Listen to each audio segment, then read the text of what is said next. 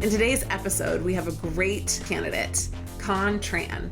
Khanh goes through a human capital case, which is not just a standard human capital case, but it also has a little bit of math and a little bit of business decision in there. So if you're preparing for human capital, it's a great case. If you're not preparing for human capital, it's also a great case. This case also talks through how organizations think about a pretty common question right now, which is how should you think about training your employees in an era where you need to think about online options, but live options might matter as well. Enjoy the case. I'm really excited to welcome our guest, and so I'm going to let her introduce herself. But before I do, I just give a little lay of the land of what we're going to cover. Today's case is a human capital case, and it's not a traditional human capital case that you would get at a firm that only focuses on human capital. So we've built this around a Deloitte Human Capital case. There is math that's involved, and not all human capital cases would have math like this one, but all of them do have metrics that are implied. So it's helpful to think about not just the metrics that you would need, but also what that would look like beyond it.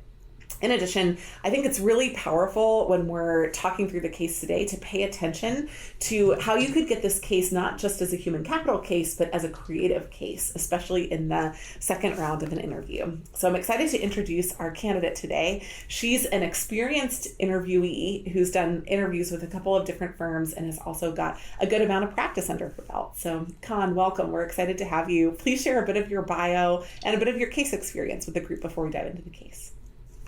Sure. So hello everyone, my name is Khanh Tran. I am a recent MBA graduate from University of Georgia, and my background is in retail operation and recently transferred into procurement supporting the U.S. government. I am one of the Black Belt cohort for the June this summer, and also I've done about 30 cases so far, and within the past month I had an interview with McKinsey and also interview with Cognizant coming up this weekend. So I'm excited to be here today. This is my first human capital case, so we'll see how it goes. Well, your attitude is one of the reasons that you got selected to join, because you're one of those weirdos that we're in great fellowship with who love to do cases. So we're excited to have you on. And I'm excited today to push you because I know that you do have good casing experience and you have had success at getting some of these amazing interviews. So we want to make sure that you're able to be successful. So Khanh, I'm going to time our session. I'm going to lap it as we're going through different parts of the case today. I'm going to, in general, because it's a Deloitte style case, give you the reins to guide us through the case, but I will move us along to the key pieces that we need to get to if we need to. And finally, I'm going to try to give you some really differentiated feedback at the end, not just here's what you should be doing in this part, but here's what it would make a difference between a pass or a fail. So I'm really excited to dive in. Are you ready? Yes, I'm ready. All right. So let me read out the background of our case today, and then as per usual, just if you've got questions, recap it for me, jump in, and then we'll get started.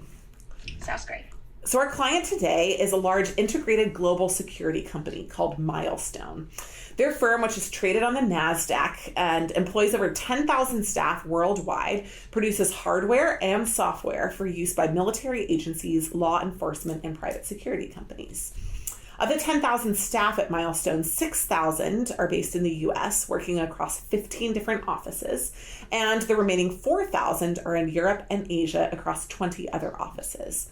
In addition, over 2,000 of the total staff are part of a direct sales force. While the company is not traditionally known as a tech-forward firm, it recently acquired a novel 3D simulator for law enforcement training that allows officers to practice newly developed crisis response scenarios on a monthly basis. Previous solutions only allowed updates on an annual basis, and the updates had to be done manually. Interestingly, for such a tech-enabled company, the acquired firm, called Mooble, conducts all of its staff training live. Milestone has an internal initiative to move its total training process to an online platform like Coursera. But now Mooble has introduced this odd data point in the mix.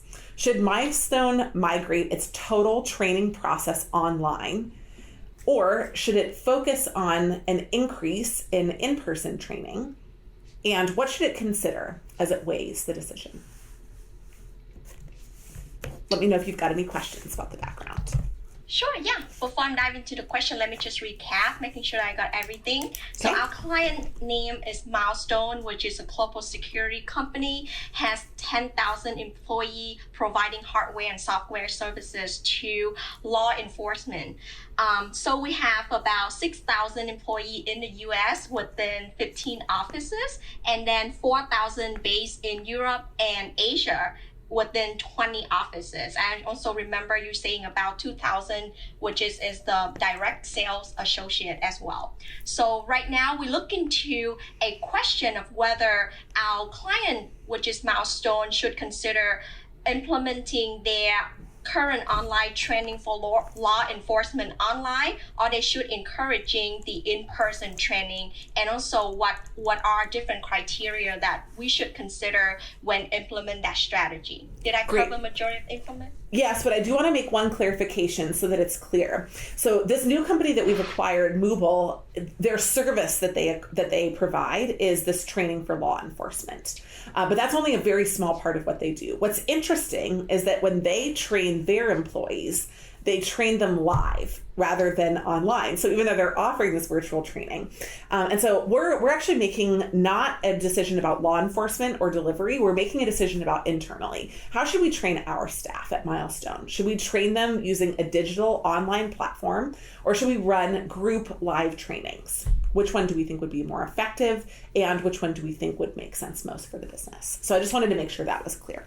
Yeah, and I also have a question about that as well. So you're talking about Movable. Is that the company that we acquire that have that online training, right? That's right. Yep. So they've got this online training service, but again, we're not looking to roll that out for us. We're just looking at this different online training, which you're probably familiar with, like a Coursera or just something that has an online platform. And we're trying to figure out whether that makes more sense or whether keeping trainings live make more sense. Okay. And then again, probably you might already mention that. I just want to making sure that it's clear. So we're looking into the internal implementation of that, either online for our staff or either in person for our staff. Correct. Exactly. Okay. Great clarification there.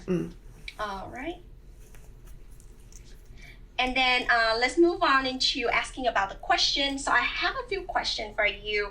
So first of all, so with this training process, is it something that's supposed to be done annually, or does this require more training, for example, like every quarter, every 6 months, something like that? Yeah, we think about the rollout on an annual basis. We make the plan on an annual basis, but there are certainly different frequencies depending on the mode that we choose. For example, online training is kind of always available, and then the live training would need to be scheduled in. And so I think we'd be looking for some feedback for you about what you think about that.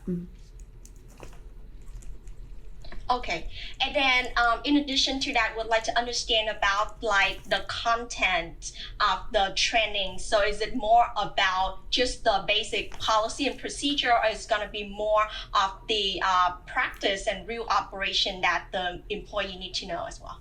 Yes, both. So it includes onboarding training, making sure that we have great humans on our team that are following policies, but also probably more importantly, it's about skills and kind of progressive training as people are developing new roles inside the organization or taking on new responsibilities.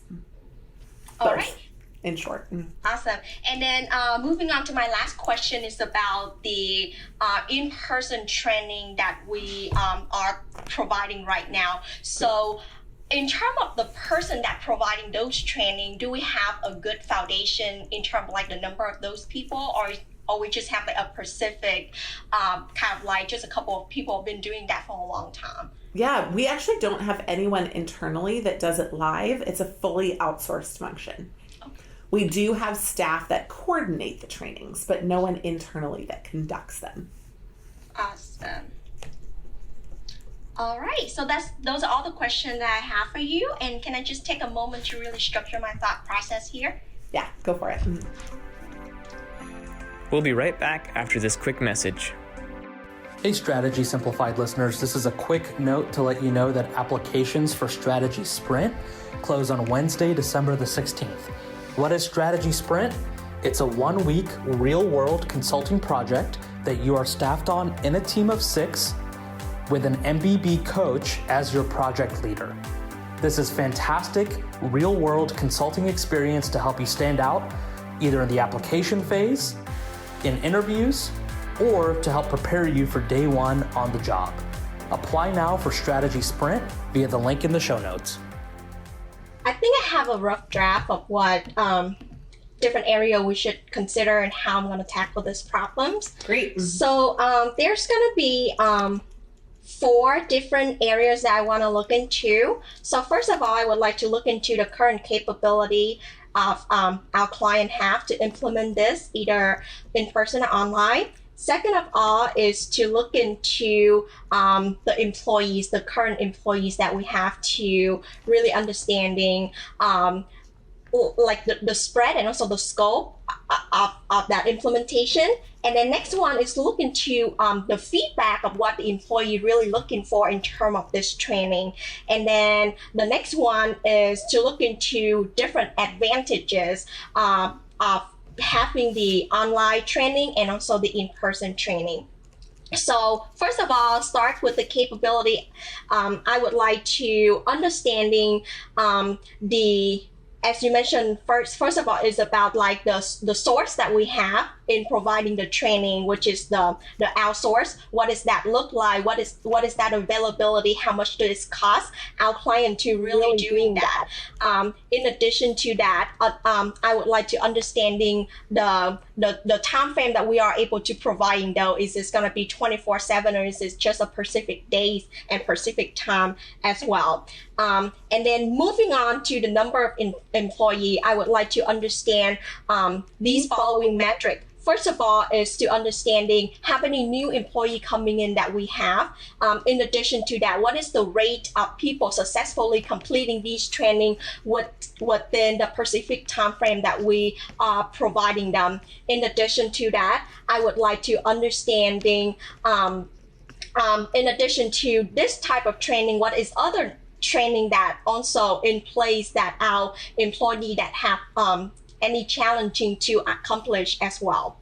And then moving on to the third area is about the feedback of the employee. I would like to understand is what are some of the advantage or some of the thing that the employee looking for? Is this the knowledge or is it like the real life execution within this type of training? In addition to that, I would like to understanding is there additional resources within the online platform or somewhere within the company system for the employee to really learning the new policy and procedure. And then moving back, talking about the last area is about the convenience of this operation. I would like to, first of all, diving into what is the saving going to look like in terms of having an online platform versus the in-person in terms of the dollar of the amount. In addition to that, understanding the capacity, the number of the people that we're able to provide within a specific time frame as well. Yeah, and with that being said, if you don't have a specific reference, I would like to start looking to the current capability of that we are able to providing to really dive into understanding the current process at how we're providing that training at this moment. Okay, sounds good. Yeah, go ahead and ask me whatever questions you have.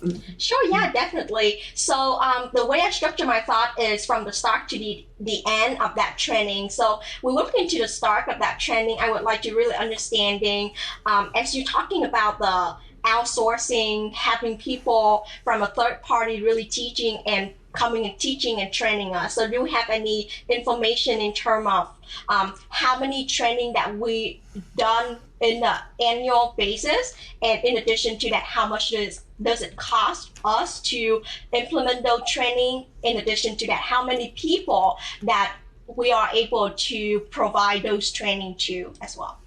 Okay, great. So tell me one at a time what you think the most important thing is that you want. I would say the most important thing is the number of people that getting the training and get the knowledge. So okay. Yeah. So let me ask you a question. Do you think you would train the same number of people using this two methods, or would you train different people with one method versus the other method? I would say it would be different because with the online platform, my assumption it's going to be more 24/7. People are going to have more flexibility to get that training within the time frame that they prefer, fit their schedule. So that number going to be different. Okay. In-person training is going to be more with the time frame barrier and so the cost barriers as well. We'll be right back after this quick break. Have you ever heard a new digital trend and thought to yourself, okay, does this really matter? Asking the right questions helps you cut through the noise and get down to what matters most. I'm Jim Hertzfeld, host of the What If, So What podcast, where we discover what's possible with digital and figure out how to make it real by asking what if, so what, and most importantly, now what? Subscribe and listen, and together we can turn big ideas into tangible actions so you can get shit done. So you would it would be more expensive, or you would train more people? So with the in-person, I would say it will be more expensive, but in terms of the number of people, I would say is probably could be the same. It depends on how we implement it out and the target number of people that gonna get trained. Okay, so you want to train the same number of people in both situations? Yeah. You want to train 100%, or do you want to train something lower than 100%? When talking about the percentage, I would say under a point of view as a manager, I would ensuring that all my staff is trained 100%. So yeah, we're aiming for 100%. Okay, great. And then a second question. Have you done any online training like this, Khanh, or in-person training? I'm curious just to know which one you prefer and what you think some of the benefits of both kinds would be. You mentioned at one of your points would be feedback with employees, which we'll talk about that in just a minute. But before we think about that, we have to design what kind of feedback we'd ask them for. So what would you think about asking about in this situation? Sure, yeah, definitely. So I can put my personal experience in here. So I've done a lot of online training within the past month. And some of the feedback that I've been providing is the plus of that, which is the benefit of the online training, is the flexibility of the time frame, and also I can just go with my own pace. However, on the other side, talking about the disadvantage is the engagement between the audience and also the instructor. So on the other hand, when we're talking about the in-person training, I can build that relationship with the instructor, and in addition to that, be able to asking more questions to understand the knowledge rather than just rereading the information that they're providing. So that interpersonal connection is the plus with the in-person training from what I'm seeing. And so moving to the feedback, as I mentioned earlier, and you really want to understand better. So I would say the question that I would ask is, what did the employee really learn from like the quality of the content, and also the knowledge that they learn, which one they feel like they're getting more knowledge and is more valuable of their time. Is it the online learning or the in-person learning? Okay. Yeah. Love that. Good. Is there anything else that you would think about getting Sure. employee feedback on? So you said you'd ask them two questions. What did they learn? And then what, the second one was something around the experience, right? Yeah, the valuable in terms of the time that they're investing in. Yeah. So now we're talking about the feedback. So we're already talking about the content they learn, the time investment of that. So another thing I would like to ask in terms of the feedback is the convenience in terms of the easiness of navigating through that online platform, because sometimes it's quite challenging. So that is another thing that the technical problem to involve in there as well. Okay. Yeah.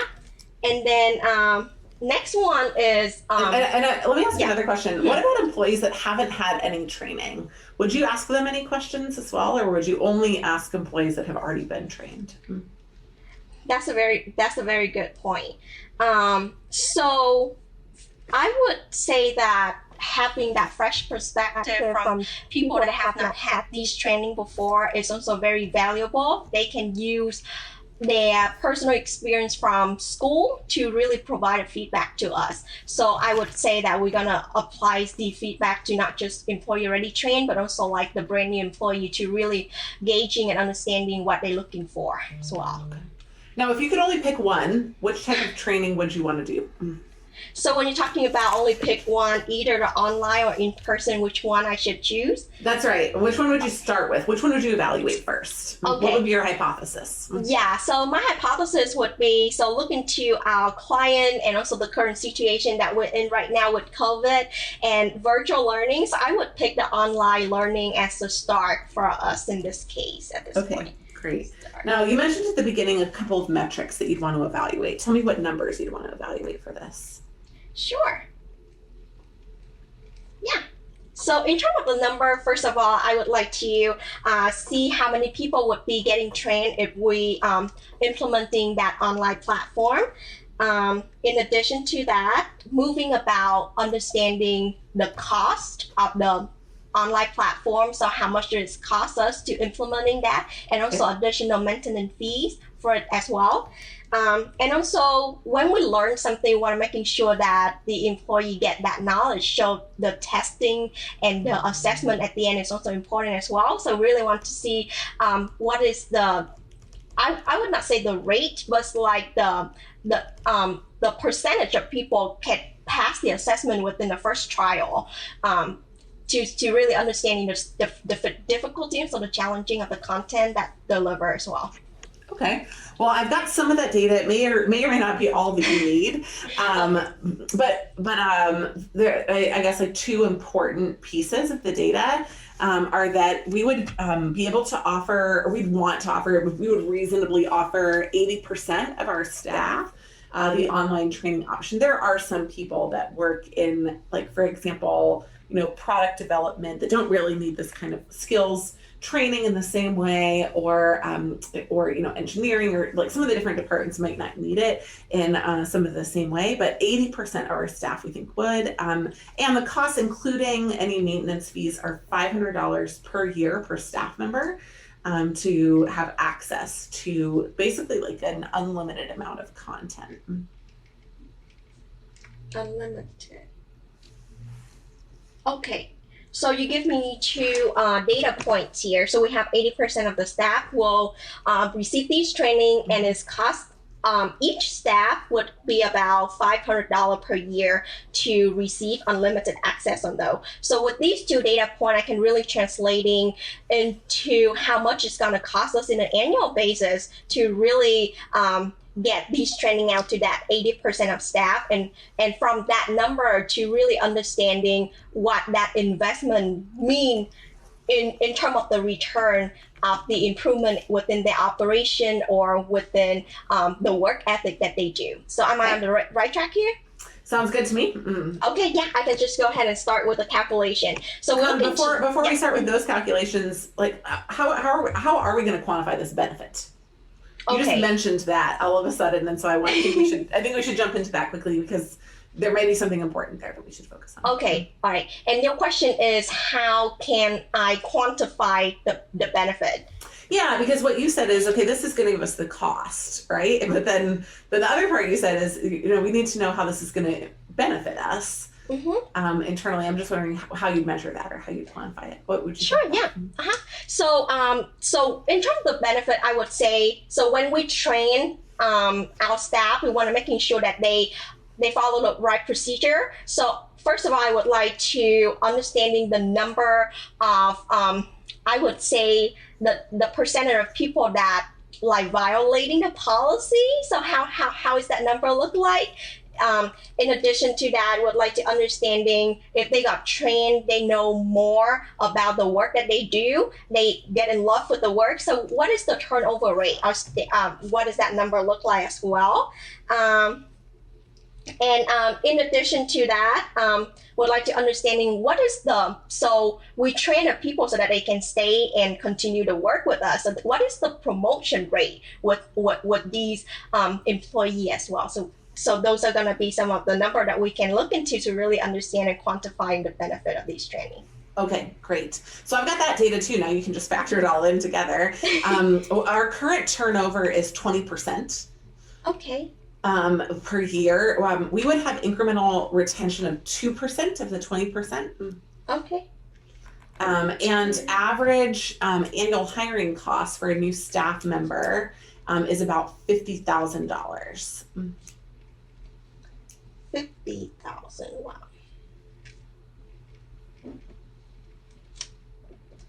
Okay. All right. So let me just recap the benefit that you was talking about. So we have 20% turnover rate per year. Currently not within that training yet. That's right. Yeah. And then the retention is 2% out of that 20%. Mm-hmm. And the hiring cost is $50,000 a year. Yeah. Or providing the training. I think what we're saying is providing the training gives us 2% of the 20% that don't. Oh, I got you. Mm-hmm. Okay. So without that training, we're going to lose all of that 20% of correct. The turnover. Just as a normal year. Mm-hmm. Okay, just on a normal year. And then the hiring cost is $50,000, which is on the average. If we need higher people, it's going to be more. Yeah, an executive is going to be more, and then really junior staff members is going to be less than that. Mm-hmm. Okay, awesome. So now we have the cost. We also have the benefit of it as well. So I would say the next step here is really doing the calculation to quantify what is the cost actually look like, what is the benefit actually look like, and what are different scenarios that we that would come out if we implementing that online training. Okay, great. I would say. Okay, so I can just start with the cost first. Sounds good. Yeah. So I'll start with the 80% of the staff. So we're looking to 10,000 people. So 80% of that is going to be 8,000. And then $500 per person per year. So 500 times 8 is going to be 4,000. And then I'll add another 1,000 at the end. So we're looking about $4 million to provide this online training. Wow, that's a lot. That's okay, right. That's the cost. Okay, so now we're moving on to the benefit. So first of all, we're looking to the turnover rate is 20%. And with that training, we will be able to retain 2%. So I can first start calculating the number of people that will be retained. And yeah. So it's so let's start with a 20% first. So 20% of 10,000 is 2,000, and then I'll time 2% of that. So 2% of 800 is 2. So of 1,000 is 20. So 2,000 is 40. Yeah, 40 people. Okay. So we'll retain about 40 people. Okay. And then it costs us $50,000 per year for hiring. All right. Hiring. Very interesting here. So we're looking to an investment cost of $4 million. And also on the other side, we'll be able to retain 40 people. So if I break it down, kind of like divide that 4 million to 40 people. So it will be about 100,000 per each. 400. Yeah. It's about 100,000 per each to really keep and retain these people. And also the hiring cost of $50,000 as well. Okay. So with that being said, we're seeing a lot of investment here, and in terms of the return, we still seeing a very because what I'm looking into right now is only the base case because do you have any additional data in terms of if we're implementing that online platform, is the retention will be able to increasing up to higher to 2%? Well, I mean, we're just increasing it to 2%. That's what it does for us. That's basically the benefit of the online training, is that fewer people leave. Okay. So what do you think about the online only solution? I have to say it's a very high investment cost, and the retention is not look optimistic at all. In addition to that, we still have to spend quite a lot for the hiring, annual hiring as well. So at this point, I would say we are just gonna pause this option and look into the in-person option to see what does it really look like in terms of the number. Okay. All right. So I would say it's gonna be the similar process, and we look into the online. So I would like to understand what is the percent of staffing that will be covered for that training and how much it's going to cost for us. And in terms of the benefit, I would like to really understand about the turnover rate and also the hiring cost as well. Great. I have to ask you, do you think there could be any other benefit with the live training option? You've alluded to this a couple of times, but now we have to quantify it. We have to think about it a little bit differently.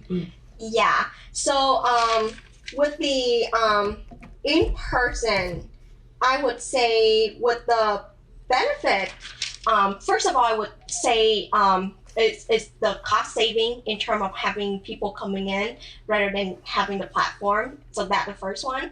And in addition to that, really understand if we can provide that in-person training, and right now we are still using a third party to sourcing these training for us. If there's any opportunity for us to really having a real team within our company to implementing those training as well. So kind of like new job, new opportunity for our current employee.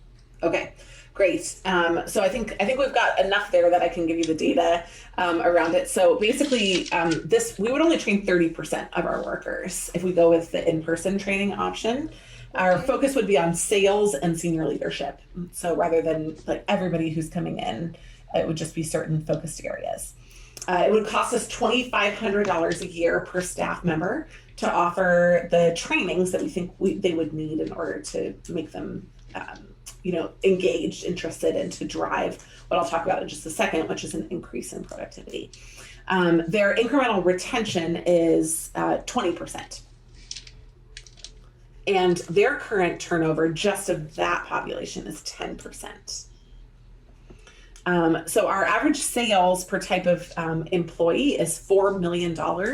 We think that we're going to get a 1% productivity boost from this. So they're going to be able to sell a little bit more than they are right now.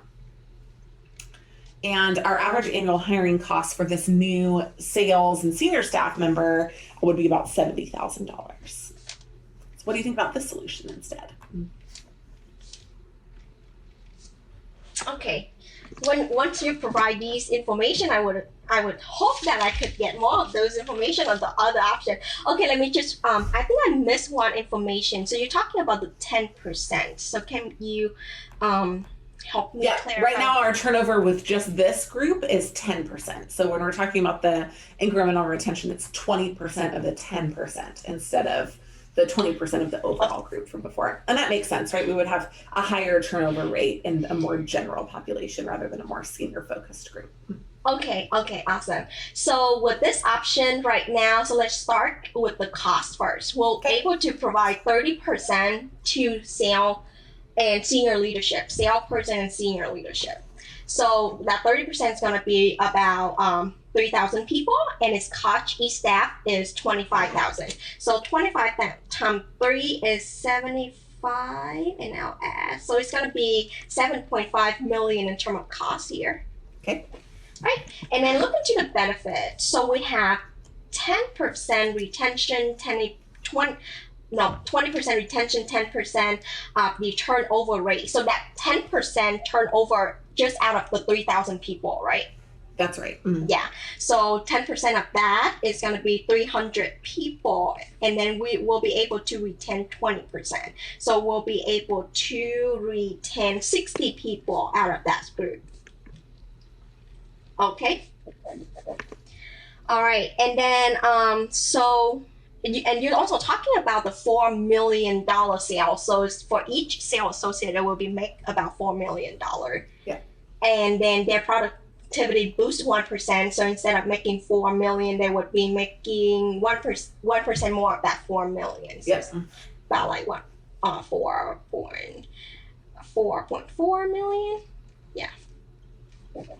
Okay, so Would it be 4.4? Sorry, what did you say? I want to make sure I heard it. I don't think it's 4.4. Okay, let me just do my math again. All right, divided by 10. Okay, no, it's not 4.4. It's 4.04. That makes more sense. Yeah, there we go.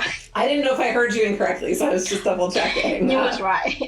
My math was wrong. Okay, so let's look at this. So we spend more money for this online training. The number of people that getting the online training is less. However, the number of people get retaining from this online training is more. And also in terms of the productivity is more as well. We have the increase in productivity. So with that being said, moving on to making this decision, which one I should consider, I would say I would list out different options, kind of like different criteria here, and weight which one is the most important to the clients in terms of increasing sales, in terms of the company culture, mission, vision. So that, with that being said, so I can just kind of like start out listing different criteria that we should consider here. Khanh, before you do that, just quickly, can you actually quantify how much that productivity boost is going to give us in total? Okay, all right, awesome. So we have each employee gonna get about 4.04 million. And so you said that in total, so we're looking to a 3,000 people. So if I time 3,000, it's gonna be, hold on, 4.04 times 3, 12, 1, 12, okay, 1, 2.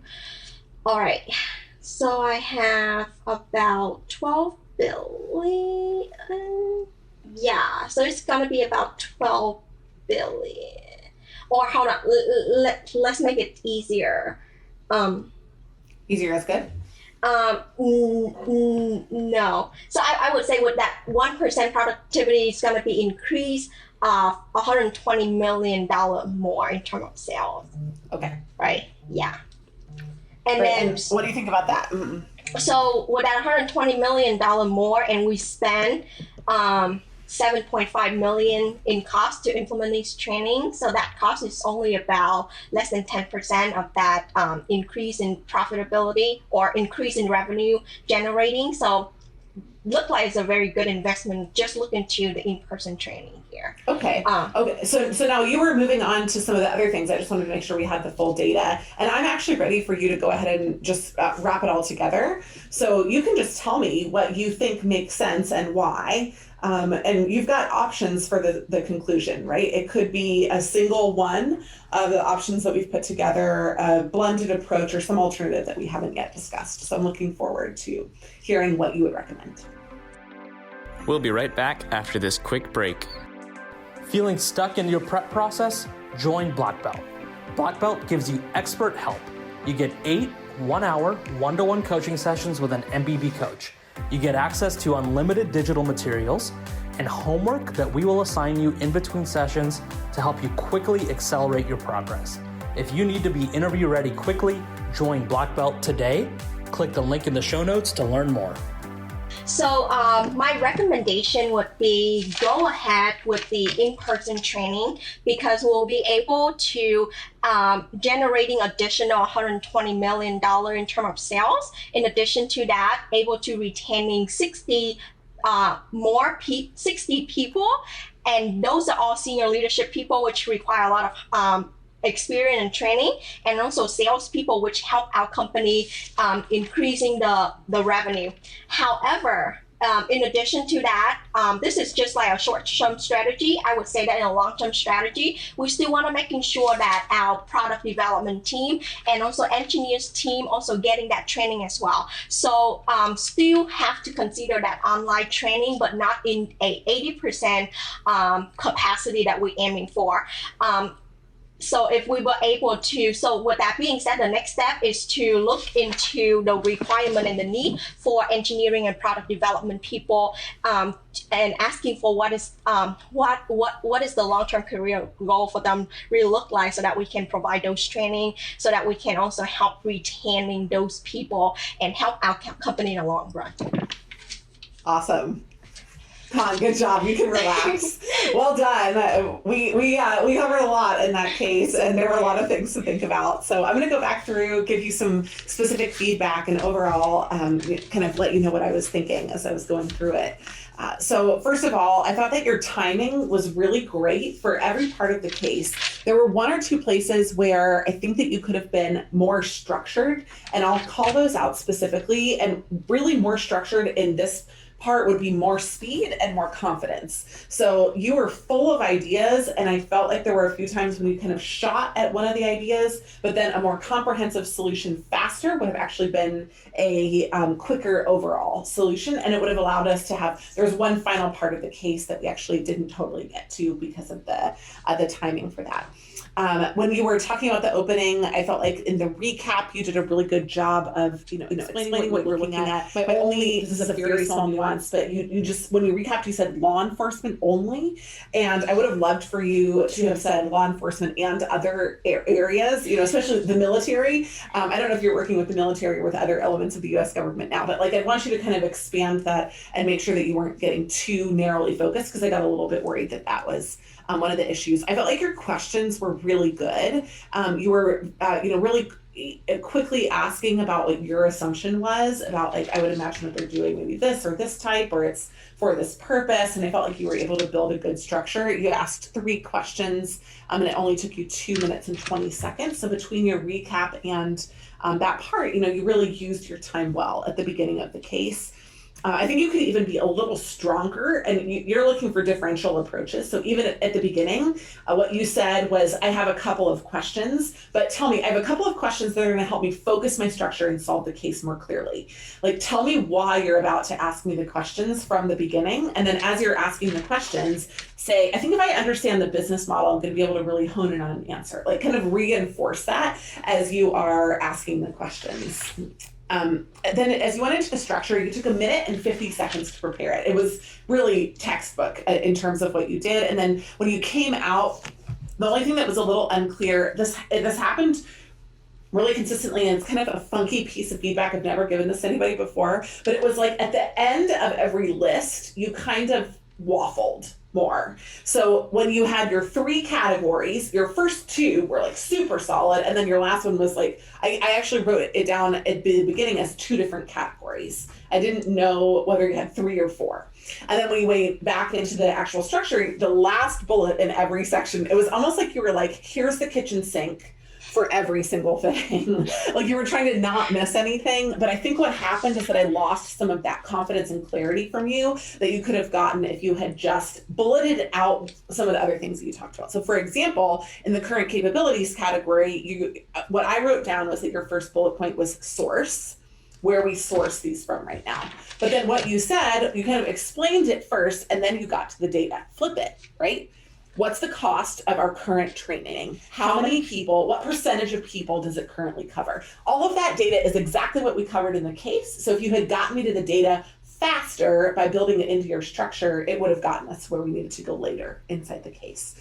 And then you talked about the specific date and time. You kind of got into these other more random things that weren't quantifiable. So, in terms of structuring, I think you still could be an A where you're at a B+ right now. And I would really push you to just get that more quantitative, data-driven approach right up front and to really focus your time on that.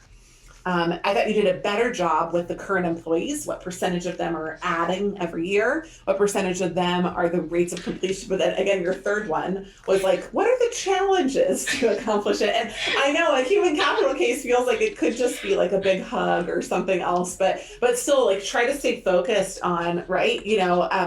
What percentage of employees will gain performance, right? Some of the other things that we were thinking about, rather than what kind of challenges. I think you covered that in the cost. So just being a little bit more, I would say a single tracked in each category and then a little bit more data driven would have made that even better. The final thing is that one thing about a human capital case, if you know it's a human capital case, like sometimes you could just get this at McKinsey, or you could get this case, at BCG, and you don't know if it's a human capital case. In fact, this case is built off of an internal project that Deloitte did for themselves, which is kind of cool. So I'll tell you about that a little bit more right at the very end.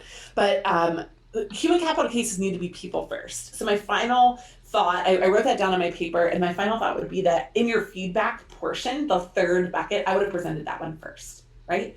What percentage of our staff like each kind of training? What percentage of them engage and gain performance from each type of training? And that's actually exactly the process that Deloitte did. They figured out first what their people wanted, and then they developed what the solution would be. And so it came across as very, people always talk about consultants being like too spreadsheety. It came across like that, rather than, the purpose of this is to enhance the people experience inside our organization. So here's how I would measure that.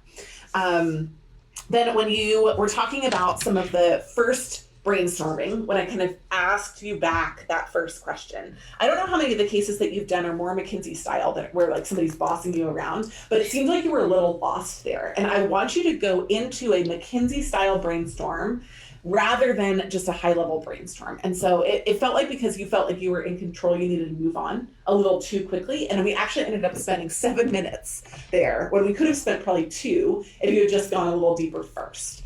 So this is when I asked you, hey, what do you think are the benefits of the different kinds of training? And you were like, well, online training, it's flexible. Offline, you build a relationship and get your questions answered. I would have rather had let's think about the benefits of the online training. It's probably more affordable. It's more flexible for completion. You can cover a wider range of topics, right? I would have wanted you to really list those things out, number them on your paper, tell me at the end how many there were, and then go more deeply into the second category. And again, that kind of glance that you did at the beginning meant that I had to go back and ask for more, and then it turned into what felt like a very unstructured conversation. So if you've ever gotten the feedback that you could be more structured, and especially when you're leading, you need to go deeper into your ideas so that you cover a little bit more and in a little bit more of a listicle format. Then in your math is so good. I mean, I really had no question about whether you could do the math. I felt like I was expecting the math to be kind of perfect. But what I would love to take your math to the next level is to tell me at the beginning what the insights are going to be. So the fact that you didn't tell me up front what the what the benefits were going to be, meant that we were just going to calculate how much it was going to cost us. And so when you finally got that, I jumped on it a little bit, because I wanted you to think about the fact that, okay, if we're going to cost this out, we need to get something back from it. Every once in a while, very, very rarely, we do something because it's mandated, but it's usually only if it's government mandated, right? Not because we just think it's generally a good idea. Usually there's some kind of return that has to happen inside the business. And so I wanted that, even maybe earlier in your general structure would have been great to have it, but at least here I wanted you to highlight that, because that would tell me, what I think we're going to find is that the online is less expensive to less expensive to implement, but the in-person is going to be more beneficial. And my guess is that the online, because it's less expensive, their differential is going to be bigger, but it's possible that it could go the other way. So tell me up front, right, this is what I'm looking for when I'm weighing them out. It just gives me context for why I'm doing the math itself. And then finally, I think you could have been really strong. I mean, live in-person training came out with a clear monetary advantage, and even if the people came back and were like, we really want online training, you would be like, oh, it's because you're lazy. No, we need you to become more productive, so we're going to run you through this other training. That $120 million is actually a massive number. We need to go after that. So I just felt like you were kind of like, oh yeah, it's 120 mil, it's monopoly money, no big deal. And I wanted a little bit more of a reaction from you when you got that kind of monster number as in context of everything else. And just kind of a fun recap for this. So Deloitte started with the same hypothesis that you did, right? Let's go for online training. They were like, we think we can cover people more. Everybody's modern and hip and cool. They're all millennials. They're going to love the online training.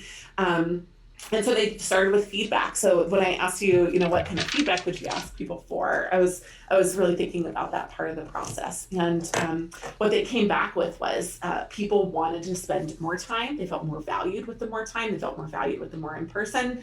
It connected with them with more than just skills, but with the greater purpose of the firm, with other people as well. There were all these other benefits that people rated, and it was overwhelming. It was like over 85% of the people internally were like, we don't want online training. We want it to be live. And so then they went into this cost expenditure, and basically they figured out that between retention and productivity, they could make, if they only had like a higher utilization or higher productivity, they could make these massive gains. And that's actually what led Deloitte to build Deloitte University. And so they built not just Deloitte curriculum, but Deloitte the campus. And so I love the fact that you talked about internalizing the training, maybe to bring the cost down, to make sure that it was expanded, but still thinking about that live option. And Deloitte has done that, I think, really, really effectively.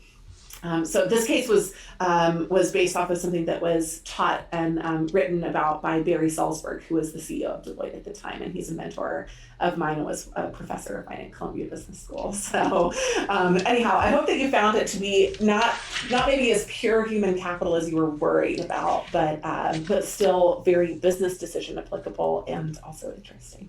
Do you have any questions for me, Khanh? I don't think I have a specific question, but just want to say thank you for giving me this case. Honestly, I was a little tumbling at first because when playing, I really don't know how should I structure this case. But when we dive a little bit deeper, I feel like I find the path to really find my way out of this. So this is a very great case, something different, but also a great business case to really learn and weigh the benefit and cost as well. Love that. The benefit and the cost framework it feels very basic, but it can be super useful when you're floundering. Just really trying to articulate that and trying to explain how you would measure what the benefit is here, I think was one of the keys to the case. So once we got there, I think that's really powerful. Khanh did a great job of breaking down this case. She finished in a perfect amount of time, had a good structure at the start, and asked great questions. In addition, her math, when she got down to it, was pretty flawless. However, there's still room to grow. And Khanh has done 30 cases. So whether you've done 1, 30, or 100 cases, there's probably still at least a little room for improvement. We'd love to help you at Management Consulted. Our team of hand-selected coaches, picked by you and your peers, are the best in the industry. We would put them up against anybody, anywhere, anytime. And not only that, they're really excited about helping you succeed. If you'd like more information, please check the link in the show notes or visit us at managementconsulted.com. In addition, if you liked this question about corporate training and are interested in having corporate training brought to you, we conduct premium live training that makes a difference in the performance of your sales, marketing, and management staff. We at Management Consulted have an amazing curriculum that runs over 4 different sessions, and it includes assessments and one-on-one training. We're so excited to help you transform internally and would love to help you. Again, you can find the link in the show notes, or you can reach out to us, team, T-E-A-M, at managementconsulted.com.